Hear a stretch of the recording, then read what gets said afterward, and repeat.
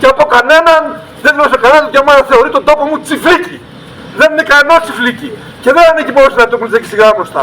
Ανήκει στην Ελλάδα, στην Ευρώπη, στον πλανήτη όλο. Είναι μνημείο παγκόσμια κληρονομιά. Λοιπόν, ας αναλάβουν τις ευθύνες και ο Δήμος Κόνιτσας, ο Δήμαρχος θες που έλεγε άλλαν άλλον, όταν μιλήσαμε, του είπα γιατί δεν καλείς Δημοτικό Συμβούλιο, να έρθουμε και εμείς να μιλήσουμε οι πολίτες.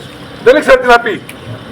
Λέει ότι δεν είμαστε υπεύθυνοι εμείς ήδη στο Πρωταρχείο. Είναι δυνατόν ο Δήμος να μην έχει ευθύνη για την περιφέρειά του και να λένε ψεύδι από εδώ και από εκεί και λένε τα κομμούνια. Ποια κομμούνια? Και πράγματος που είστε εδώ. Εγώ δεν ανήκω στο ΚΚΕ.